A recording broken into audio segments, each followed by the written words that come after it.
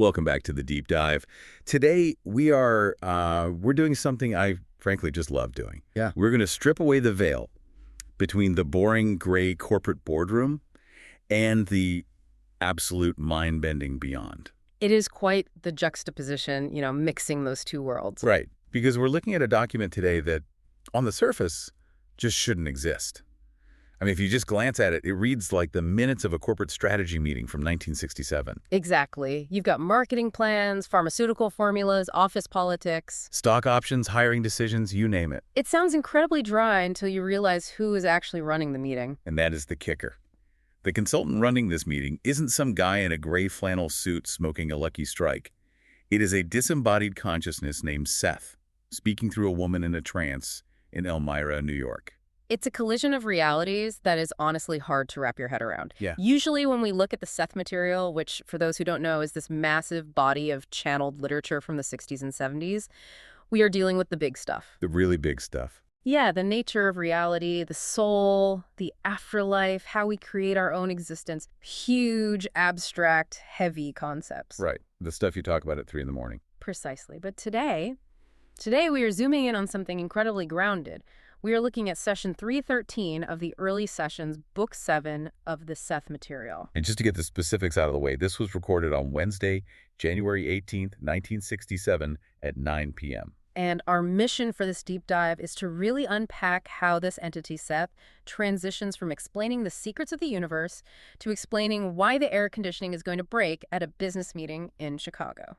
We're going to see high strangeness meet office drudgery in a way that is kind of hilarious and deeply unsettling at the exact same time. It's the ultimate fly-on-the-wall experience, except the fly is a multidimensional energy personality. And before we launch into this, we need to make our standard disclaimer. Yes, absolutely. This deep dive will be distributed free of charge on all major platforms for educational purposes. We are here to analyze the text, the history, and the implications of this specific session. So let's set the stage. It is January 18th, 1967. It's 9 p.m. We are in Elmira, New York. Now, picture upstate New York in January. Yeah. It is freezing. It is dark. Likely snowing. Definitely snowing. We are inside the apartment of Jane Roberts and Robert Butts. Jane is the medium. Seth refers to her as Ruburt, and Robert is her husband, the scribe. Seth calls him Joseph. Right. He's the guy furiously writing down every word Jane speaks while she's in a trance. But tonight, the energy is different because they have a guest. The guest is John Bradley. In the notes, Seth refers to him as Philip, which is his entity name, but we will just stick to John to keep things simple. Good call. John is a friend, he's a businessman, and tonight he is the subject of a Seth session celebration. I just love the vibe in the room as this starts. It's not spooky at all. There aren't candles flickering in a scary way. It's actually, well, festive. It is. Jane is in a fantastic mood. And for a very relatable reason, she got paid. The universal mood lifter. Exactly. She received a check from her publisher, Fell, that very day.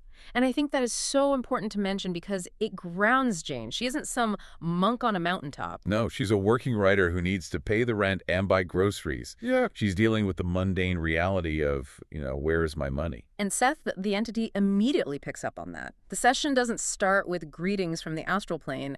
It starts with a receipt. Huh. It really does. Seth opens with, I told you that your money would arrive. It's a total I told you so moment. He is acknowledging their physical reality right out of the gate. He's basically saying, I know you were worried about the check. I told you it was coming. Relax. It's like having a psychic financial advisor. But then he pivots. He moves from the check that arrived today to a prediction about what is coming next month.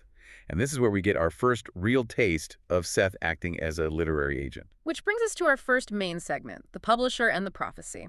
Seth tells Jane or Ruburt that February is going to be busy. He predicts considerable movement and activity regarding her book. But he doesn't just leave it vague. He gets incredibly specific about who is coming. The mystery man. Yes. He describes a gentleman. Short, gray or white hair. But he adds this really specific nuance. The man is prematurely gray. He's only in his 40s. But that is such a vivid detail. Prematurely gray. And he gives initials. He says SM. SM. And he pins it to a date, saying, perhaps around Valentine's Day. Now, stop and think about how bold that actually is. Most quote-unquote psychics, they say things like, I see a dark stranger in your future, or I see a change coming. Things that apply to literally everyone. Right. You will travel soon. Okay, sure, I go to the grocery store on Tuesdays. Exactly. But Seth is effectively giving a police sketch here. Short, 40s, premature gray, initials SM, mid-February. It leaves zero wiggle room. If a tall blonde guy named Bob shows up in March, Seth is wrong. By being this specific, Seth is putting his credibility on the line immediately. He's telling them, I can see the timeline, I can see the players. And the prediction is that this SM is going to make an inquiry about doing a book from another publisher, specifically involving the Seth Material. Which implies that the material itself is about to get more attention, but for our purposes today, this prediction serves as a calibration. It shows us the level of resolution Seth is operating at tonight. He's in 4K resolution. He isn't looking through a foggy window. He's looking at a calendar. So he's established he can see Jane's career trajectory. Now he turns his gaze to the guest, John Bradley. And this is where things really earn the title of corporate psychic. It really does. John is there for a personal reading, maybe expecting some life advice or spiritual guidance. Instead, Seth decides to audit his company. Let me see your quarterly reports, Philip. Essentially.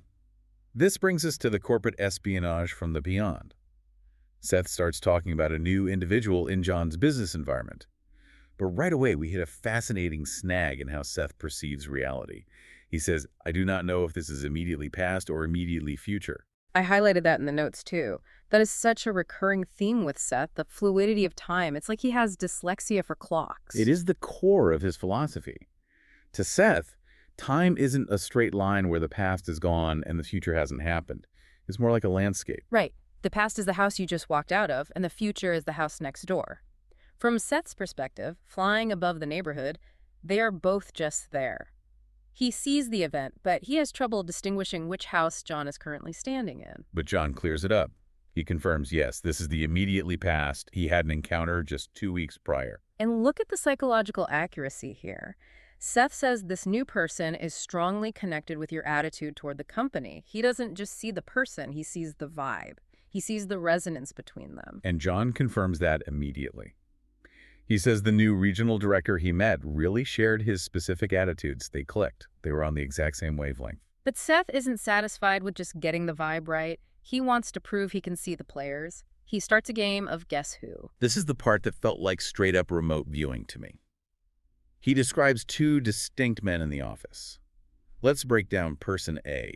Person A, Seth describes him as tall, bony, sandy hair. And then he throws this shade, ill-fitting clothes. That completely cracks me up. You are a cosmic entity, you have the secrets of the universe at your fingertips, and you take a moment to roast a guy's tailoring. Yeah, he controls the company, but have you seen his hemline? It adds such a layer of texture, doesn't it? It implies Seth is looking at a specific visual image. He's seeing the suit hanging loosely on a bony frame. It's a real sensory detail.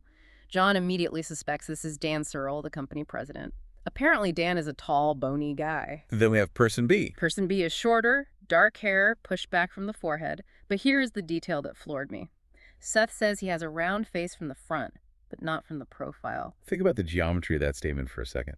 Exactly. To know that someone's face is round from the front but flat or angular from the side, you have to mentally rotate the model. You have to see them in 3D space. You cannot get that from a static feeling. Seth is virtually walking around this guy, inspecting him. And John links this description to the new regional manager he just met. So the cast of characters is established. Now Seth gets into the plot. He starts talking about a secret product. This is where we move from corporate espionage to industrial espionage. Seth claims there is a product in development affecting the nervous system. And we get to hear the struggle of the medium here. Seth is trying to convey a word or a sound to Jane. He says there is a strong U sound. And he predicts a stock revival linked to it. He is giving John insider trading tips, effectively. He says this product will boost the company's standing. But he gets into the chemistry. He mentions it's related to red and white blood corpuscles. He mentions deficiency checks. And then he tries to give the dosage. This is a really fascinating moment. He says 2 gram tablet. He corrects himself in real time. Why does he stumble there? Between grain and gram. Well, think about the era, 1967. But also think about Seth. He hasn't been physical in a long time, if ever, in this specific context. Grain is an old apothecary measurement. It's archaic. Gram is the modern scientific measurement. Seth is translating a concept of mass or weight into the vocabulary of 1967. He fumbles with the old word, then corrects to the modern term. It shows the translation process happening live. And he notes that this product was a byproduct. It Right. wasn't the main goal of the research. Which is how so many pharmaceutical breakthroughs happen. Viagra was a heart medication originally. Penicillin was a moldy accident. Seth says this was a byproduct of another investigation that is now becoming the star. And then they play the name game. This is like watching a game of charades between a human and a ghost. It is. Seth is trying to get Jane to say a specific sound. He says M-I or M-Y. He says it sounds like ocean. M-E-O plus a C sound. And John, bless him, tries to help. He is racking his brain. He suggests myocarditis because myo fits the MY and carditis sounds a bit like, well, not really like ocean, but he's trying to make a connection. But John points out myocarditis is a heart condition, not a drug. Right. But the phonetic clue ocean is really interesting. Myocean?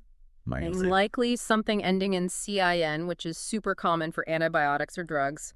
But the name isn't as important as the confirmation. John doesn't say, "You're crazy, we make tractors." He says, "Wait a minute, there are rumors." He confirms there is a scientist in Chicago. A scientist who wanted to run tests for central nervous system problems, which matches Seth's nervous system claim perfectly, but was held back by budget issues. So Seth is picking up on a project that is currently in bureaucratic limbo. He is seeing the potential of this product before the budget is even approved. It is incredible. You have a spirit entity navigating the R&D budget issues of a pharmaceutical company. It shows that nothing is boring to consciousness. We think spirituality is about angels and harps and clouds. Seth is showing us that spirituality is also about the chemical composition of a tablet and the budget committee in Chicago. It is all just energy. Speaking of the committee, Seth decides to play doctor next. We move into the medical detective portion of the session. This part gets a little darker, or at least more serious. Seth scans a specific man connected to the company. Based on the earlier descriptions, we think this is the tall, bony man, possibly the president, Dan Searle, or his father. The connection isn't explicitly named, but the profile is distinct. Distinct is an understatement. Just listen to this profile. Age 50 to 80. Nervous twitch. Drinks coffee without milk. Anyway, black shoes. Okay, let's pause on the shoes and the coffee. Why? Why does the spirit guide care how you take your coffee? That is exactly what I asked myself. It seems so incredibly trivial. He takes it blank. Who cares? It's trivial to the illness, but it is vital to the evidence. This is a technique called evidential mediumship. If Seth just said, "The boss is sick," John could apply that to anyone. Everyone has a sick boss eventually. It's a Barnum statement. But by saying, "The man who drinks black coffee and wears black shoes has this specific illness," he is giving John a checklist. Right. John goes to work the next day. He looks under the table. Black shoes. Check. He looks at the mug. Black coffee. Check. Okay, now I really have to listen to the health warning. Exactly. It anchors the metaphysical insight in physical observation. It makes it verifiable. It proves that Seth is looking at that specific guy. And the health warning is, well, it's very detailed. It's not just he has a bad heart. No, Seth traces the pathology like a medical examiner. He basically gives a bulleted list of symptoms. First, a mole on the left hand. Second, an annoying spasmodic condition in the left hip. Of long duration, he adds. Right. Third, an intestinal infection spreading to other organs, specifically the kidney. And finally, the ventricle of the heart being affected, causing secondary circulatory impairment with symptoms felt in the shoulder blades. That is quite the list. He's describing a total systemic failure. He is. And the shoulder blade pain is a classic sign of referred pain from heart or organ distress. But then comes the warning. And this is the part that really jumped out at me. Seth says injections may antagonize or infuriate the condition. Infuriate! That word choice, it's so active. It is. We usually talk about aggravating a condition, but infuriate implies the disease has a personality. It implies the condition is a living thing that will react with sheer anger if provoked. It aligns perfectly with Seth's broader philosophy, doesn't it? That consciousness is in absolutely everything. 100%. Seth teaches that atoms, cells, and organs have their own rudimentary consciousness. So an illness isn't just a mechanical failure, it's a state of being. And Seth is warning that the current treatment, the injections, is essentially poking the bear. It's going to make the illness fight back. That is a terrifying thought, but also deeply empowering if you actually have that information. If John can subtly influence the medical decisions, or at least be prepared for the fallout, it's incredibly valuable. So we've had the product launch and the medical crisis. Now let's talk about the calendar, because apparently Seth is also a personal assistant. This brings us to office politics and the caucus. Seth starts looking at John's travel schedule. He predicts a meeting in April. He gives exact dates, April 6th, 16th, or 26th. And the location? Chicago. John confirms he is expecting a trip there in the spring. But Seth doesn't focus on the agenda of the meeting. He focuses on the atmosphere of the room. This is my favorite part of the entire session, the scramble afternoon. It is so mundane it has to be true. Seth warns John that the afternoon will be scrambled. It will be chaotic. And the specific detail he focuses on is the ventilation. The air conditioning. He says there will be amount of air issues, poor ventilation, an air conditioner failure. He warns John that he will find the room completely inadequate. I just love the image of this. You are John Bradley. You are sitting in a high-stakes meeting in Chicago in April. The AC breaks. Everyone else is sweating and complaining.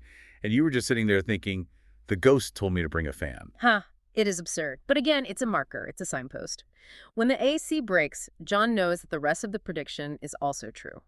It establishes credibility through the utterly mundane. And the rest of the prediction is all about power dynamics. The caucus. Seth describes a group of 5 men at the center of this meeting. He says they will directly affect John's position. He predicts that John will arrive at a definite decision because of this group. And then the secret meeting. The meeting after the meeting. Seth says there will be a second, smaller gathering at 8 p.m. in a different place. That is classic corporate maneuvering right there. The big meeting is for show. The real decisions happen at 8 p.m. in the hotel suite or over steaks. Precisely. Seth is revealing the hidden structure of the corporate trip. He's telling John, endure the sweaty conference room, but keep your wits about you for the 8 p.m. session. That is where the action is. He even details a scheduling snafu.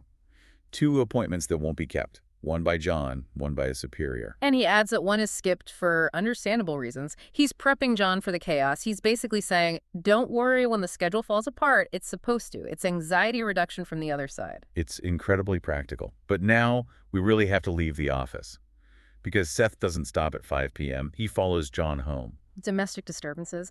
And honestly, this is the part that gave me absolute chills when I was reviewing the source note. Me too, because it involves kids. And it involves a very specific warning. Seth pivots to John's family life.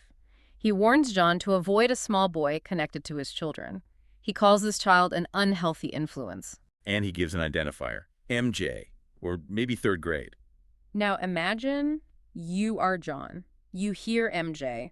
Maybe you rack your brain. Maybe you don't know who that is quite yet. But the validation comes later. Much later. This is what makes the transcript so valuable. Jane Roberts added a handwritten note to the transcript later on.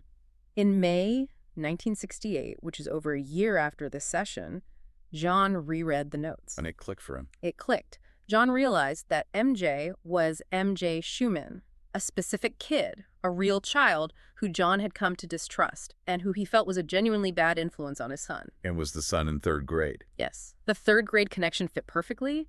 The initials fit. The dynamic fit. That is wild. MJ isn't a generic name like Billy or Tom. I'm predicting a playground dynamic a year in advance. That goes way beyond just reading body language in a room. It implies that the potential for this bad influence was already there in the energy field, waiting to unfold. Seth saw the collision course between these 2 kids before the parents even noticed it. It is a protective warning. Watch out for MJ. It shows that the scope of this deep dive covers literally everything affecting John's life. Career, health, and now parenting. An extended family, too. Don't forget the sister-in-law. Oh, right, the woman with the jarring idea. Seth picks up on distress coming from a woman connected to John's wife. He says there is a far west connection. John mentions Hawaii. Which is about as far west as you can get from New York. Seth describes a phone call, a small female child, and projected changes, maybe a change of dwelling or a divorce. And John validates this right there in the room. He does. He says, yes, my wife's sister called. She is in New Jersey, but her husband is in Hawaii. She's upset, and she has a small daughter. It's a direct hit. The emotional turmoil of the sister-in-law was loud enough for Seth to hear it across the country. It really reinforces the idea that emotion is energy. Seth isn't reading a newspaper. He's tuning into radio waves of distress. The sister-in-law is broadcasting anxiety, and Seth picks it up like an antenna. So we've covered the present tensions. We've covered the immediate future in Chicago. But then Seth zooms out. He looks at the long game for John. This is the future timeline segment. This is where John gets the career counseling he probably hoped for all along. Seth predicts a major move. He says John is going to move south and west. And he connects it to the letter M. And he uses a term I absolutely love, leapfrog development. Leapfrog development. Explain that for us. Well, in the corporate world, usually you climb the ladder rung by rung, assistant manager, then senior manager. It is slow. Seth says no. You are going to leapfrog. You are going to skip a prerequisite position. You're going to jump straight to the bigger job. That is the absolute dream. That's what everyone wants to hear from a psychic. It is. And Seth gives a timeline. He says within 3 years, a series of 3. If not in 1 year, then the third. And he gives a geographical clue. A city by a river running north to south. Seth suggests the Mississippi. John guesses St. Louis. St. Louis fits perfectly. It's south and west of New York. It's right on the Mississippi. It's a prediction of a career trajectory that defies the standard rules. It's Seth telling John, don't get discouraged by the daily grind. You are going to jump the line. The geometry of your career is just different. It's very reassuring. But the session doesn't end with the job offer. It ends with a story. And this story, I think, is the true key to understanding the whole experience. The chilling closer, yes. This is the visual hallucination. So Seth is finished speaking for a moment, and John speaks up. He recounts an experience he had recently at a meeting in Rochester. Picture this. John is sitting in a boardroom. He's watching his district supervisor speak. Normal meeting, boring stuff. And suddenly, right before his eyes, the man's face changes. Changes how? Like a werewolf. No, subtle but distinct. It turns younger. John says the face regressed by about 15 years. He saw the man exactly as he looked in the past. And this wasn't just a quick flicker. John says it lasted at least a minute. He sat there, blinking, watching his boss talk, but looking at a version of him from 15 years ago. Now, if that happened to me, I would call a neurologist. I would think I was having a stroke or someone spiked the boardroom coffee. Right, but John explicitly says he was not alarmed. And why? Because he had been reading the Seth Material. He had the context for it. He understood intellectually that time is an illusion, that the past still exists, that physical form is completely malleable. So when reality glitched in the boardroom, he didn't panic. He just observed. He thought, oh, look, the time barrier is thinning. That is a profound shift in perspective. It is, and it brings the whole session full circle. Think about it. We spent an hour listening to Seth, a spirit, obsess over physical details. Black shoes, 2-gram tablets, broken air conditioners. Seth is acting very human. Exactly. Seth is diving deep into the physical. And then John, the human, ends the session by describing a moment where he dissolved the physical. He saw right through the mask of time. The roles are completely reversed. Yeah. The spirit is playing CEO and the CEO is playing mystic. It perfectly encapsulates the theme of session 313. The barrier between the mundane world of work and the magical world of spirit is paper thin. In fact, it might not exist at all. It suggests that these two worlds are bleeding into each other constantly. We just usually tune out the static. Precisely. Seth is tuning John back in. He's saying, look at the pill, look at the shoes, look at the face. It is all consciousness. It is all data. So let's really unpack the takeaways here. What does all this mean for you listening to this today? Well, first, it redefines spiritual guidance. We tend to compartmentalize our lives. We have church on Sunday or meditation on Monday, and then we have work on Tuesday. And never the twain shall meet. Right. You don't ask your priest about the ventilation in the conference room. You don't ask your yoga teacher about the pharmaceutical budget. But Seth is demonstrating that consciousness is interested in everything. It is granular. It cares about the playground bully. It cares about the chemical formula. It cares about the office politics. So there is no topic too small for intuition. Correct. If you are tuned in, your intuition, or your inner senses, as Seth calls them, can give you data on anything. It's not limited to finding your life's purpose. It can help you find a parking spot, fix a manufacturing defect, or avoid a really bad meeting. That is empowering. But there is a flip side. Privacy issue. Yeah, let's talk about that. Right. Because this brings up our final provocative thought for the listener. If a channeled entity in 1967 can know what color shoes your boss wears, And can know that the AC will break in a room you haven't even booked yet. then what does that say about privacy? What does that say about the predictability of our lives? It suggests we are broadcasting our reality constantly. It suggests that we are living in a glass house. Our thoughts, our health, our future plans, they leave a massive footprint in the energetic environment. And anyone with the right receiver, like Seth or Jane, can pick up the signal. Are we just acting out a script that's already written in the energy field? Is there any firewall against a multidimensional consciousness? It's a little scary to think about. It is, but it's also oddly comforting because it means we aren't alone. It means the details of our lives actually matter. If the universe bothers to track the air conditioning repair schedule in Chicago, then it implies a level of interconnectedness that is absolute. We are woven into a fabric that notices everything. I really like that. We aren't isolated. We are just heavily observed. Heavily observed by a universe that wants us to remember to bring a fan to the meeting. Exactly. Practical advice from the cosmos. Now, we have barely scratched the surface of the Seth material. This was just one session.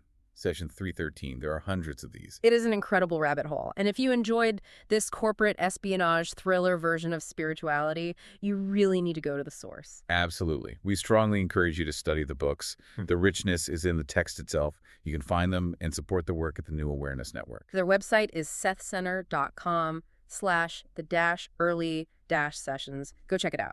These books are historical documents of consciousness. They really are. They change the way you look at the entire world. And honestly, they make life a lot more interesting. So the next time you are in a boring staff meeting, Take a look at your boss see if his face changes. and check the air conditioning.